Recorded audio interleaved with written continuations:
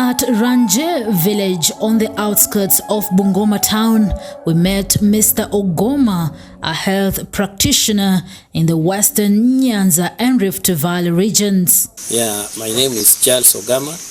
Charles Ogama, I was born in Busia 57 years ago. I went to Lugala Primary School. During our days, we didn't have nurseries. We would go to class 1 directly. So when I was tried in class 1, I was found befitting. And all through, I went through my secondary school, joined Port Victoria, the current school, Jonosogo.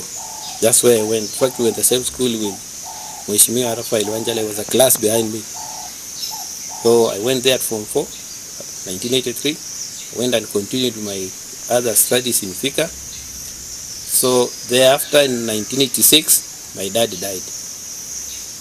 We were left with the mother, who was a housewife. She's back in the village.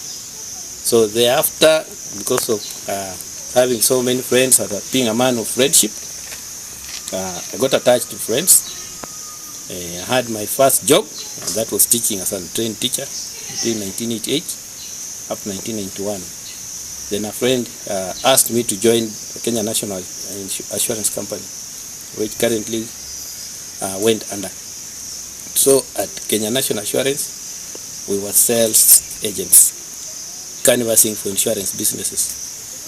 So from there I built my experience. In 1995 we parted ways. For some time I was in Nairobi trying to survive through odd jobs, but I'd undergone elemental sales training at the insurance. So sometime in 1999 I got a friend who was within school and Thika. He was working in the pharmaceutical industries. And I was already an expert because I'd worked with some Canadian company as a sales man and a sales trainer, where I'd trained so many people. So when they saw me, my skill was up, was good, it's taken up. Narrates his success amidst hardships which began after the death of his father at the age of 20 in Samia, Busia County. Kati baba yangu alipoaga, akaniacha sikuwa na kazi, na nikaanza na kazi ya walimu ambayo nikafanya kwa muda wa miaka miwili. Nikajiunga na kazi ya kuuza insurance ambayo nilifanya kwa muda wa miaka 5. Huu ulinipatia msingi kuwa mtu ambaye ni mjasiri kabisa, anaweza ongea mbele ya watu. So on that basis, a friend of mine, we were within school in Thika. Tukakutana na yeye akaniintroduce kwa kazi ya madawa. But before that, kuna mama moja mzungu alikuwa anaitwa Susan Flanagan. The Sarali driver anaitwa Leon, the mother. So the mother akakutana na mimi nikiwa kazini. She got so interested in me. She used to be in Chiromo Court. Nikaenda pale, she hired me for some time. So pale ile dawa alikuwa anauza ilikuwa herbal medicine. Hiyo inaitwa herbal medicine. Ile dawa inatoka kwa miti shamba na ilikuwa inatoka Brazil. So tukauzia huyo mama hiyo dawa. So in between katika hiyo kazi ya kuuza hiyo herbal medicine, kulikuwa na hata mpaka nilikuwa one of their drugs ilikuwa inaitwa Katwaba, mpaka hata watu wengine wakanikinemu hiyo dawa Katwaba. It was a aphrodisiac for men. Yeah. So hiyo dawa ikawa imeniuza zaidi. Sasa kutokana na hiyo dawa nikawa tena nikakutana na huyu former friend, akaniintroduce, kanichukua kanipeleka hiyo UB Pharma. UB Pharma nayo ikawa inauza conventional medicine, dawa za hospitali na chemist. Hizo ikawa sasa katika hapo ndio sasa nimefundishwa kabisa what to do. Ikawa tunafundishwa namna kumarket hizo dawa. Katika hiyo kazi yetu sasa medical representative. Through his hard work and determination, he has managed to transform his life, but it has taken him a very long time. So Turumpeli, the first boy, went to class 8 and joined some singer boys. His follower went to Kibabi. The follower sister went to Chwele Girls, and then the follower sister, unfortunately my late daughter, had been called to a boarding school, but because she was so sickly, I took her to Namachanja Secondary, where she was for 2 terms and passed on, unfortunately. This was now 2009. So during that 2009, I'd seen the need to move from staying at a landlord's place to my own place. I acquired this piece. It was just up to that end. That house I just bought my neighbor out. That was somebody's plot. I bought my neighbor out. So I was here for barely 2 months. I lost my daughter. So after losing my daughter, things were not working. This boy is going to college. The other one was in college in Nairobi. The other one was in joining Maseno University. The other daughter had run out of school. Could not trace her for 6 years. But life had to continue. I did not lose hope. I became what I was. We used to be trained by the Canadian trainer used to call us rhinos. People who have only one direction, and you must always go where you believe you should go. So I charged in the direction of positivity. And that direction of positivity, I decided to transform myself into a tool so that whatever I do is productive. After acquiring this place, I decided to buy my neighbor out.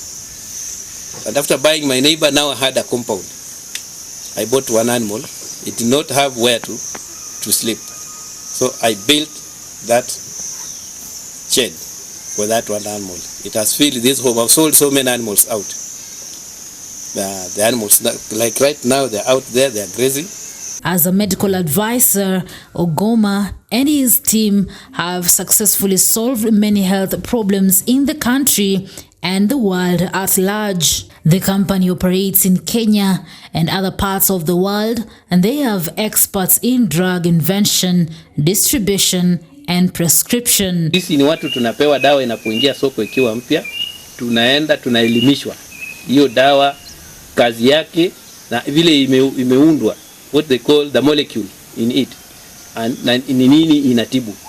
So tukisha fundishwa hiyo kazi ya medical representative, tunatumwa kwa mahospitali kwenda kuelezea madaktari, hii ndio dawa mpya ambayo imeingia na hii dawa inatibu ugonjwa fulani na hivi ndio vile inafanya kazi katika kutibu hiyo ugonjwa. Kuna dawa ambazo zimekuwa soko na hii magonjwa yanatokea kizizoea. Sasa kila wakati kuna dawa zinaingia mpya. Sasa hizo molecule mpya yanapoingia lazima twende kwa hospitali tuelezee prescribers madaktari hii dawa vile inafanya kazi, na sasa ndio waanze tena kuandika hiyo dawa. Na tunapoelezea ndio hivyo hiyo dawa inauzwa katika chemist. In a heartwarming act, Ogoma's family adopted a 3-month-old child in 2020 who was abandoned in a sugarcane plantation by her mother. Mama alinipigia simu karibu saa 5 mchana kwamba ameokota mtoto. Mimi nikamuuliza, mama, watu wanaokota pesa na wewe unaokota mtoto? Akaniambia nimeokota mtoto. Wakati nikoja bado namsumbua na maswali, akaniambia, baba, huyu mtoto ana njaa, wacha nimshughulikie, nimpatie tu uji, hata kama ile uji niko nayo ni watoto wakubwa, lakini alafu nimpeleke polisi kwanza niandikishe. Sasa wakati walisongea huyo mtoto, akakuta kweli ni mtoto amelalishwa hapo, anatungua kidogo kwa bag, na mtoto mwenyewe amelaliwa na nyoka. Penye nilifika pale, nikasema kama mtoto ametupwa hapa na kuna mwenyewe, sinichukua huyu mtoto. Kwanza niliuliza ni mtoto gani, wakaniambia ni mtoto msichana. Nikasema na mimi sina mtoto msichana. Mtoto wangu msichana mwenye at least angeningoja saa hizi ayuko alikufa. Nikasema sinichukua huyu mtoto. Na wakaniambia hapana, usisonge huko, angalia nyoka ndio ile pale. Alikuwa amelalishwa chini ya lantana, na nyoka imejifunga kwa hiyo lantana, imeegemea kulikuwa na bag fulani, kulikuwa na paper bag imewekwa nguo zake, iko hapo. Sasa kila mtu alikuwa akienda kuchukua hiyo mtoto, hiyo nyoka inatokezea na anatoroka. Kwanza waliniambia hapana mama Kilifu. The touching story of the adopted 3-year-old child. Stay tuned for the continuation of our special feature in our next bulletin. I'm Rita Karim Chubet.